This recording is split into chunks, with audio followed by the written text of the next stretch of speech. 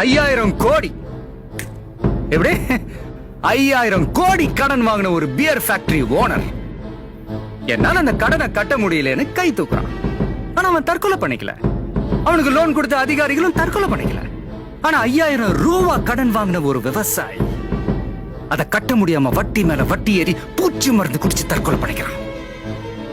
இதெல்லாம் கவனிக்க சிட்டியில இருக்கிற உங்களுக்கு நேரம் இல்ல. இத சொல்லத்தான் டிவி சேனல் கிட்ட கேட்டோம். ஆனா டிவில லேகியம் வைக்கவும் சமையல் செய்யவும் டான்ஸுக்கு மார்க் போடவும் டைம் இருக்கு. ஒரு கிராமம் அழிய போறத சொல்ல 2 நிமிஷம் இல்ல.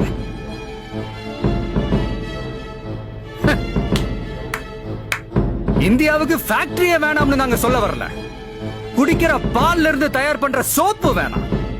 முட்டை மீன் கேரட்ல இருந்து எடுக்கிற ஃபேர்னஸ் கிரீம் வேணாம். தக்காளி ஆரஞ்சு பாதாம்ல தயாரிக்கிற அழகு சாதன ஃபேக்டரி வேணாம்.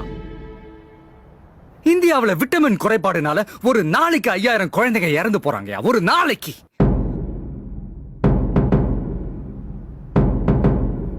பணக்காரன் யூஸ் பண்ற ஒரு காண்டம்ல ஸ்ட்ராபெரி ஃபிளேவர் வேணும்னா ஒரு ஏழை குழந்தை தன்னோட வாழ்க்கையில ஸ்ட்ராபெரியை நினைச்சு பார்க்க முடியுமா?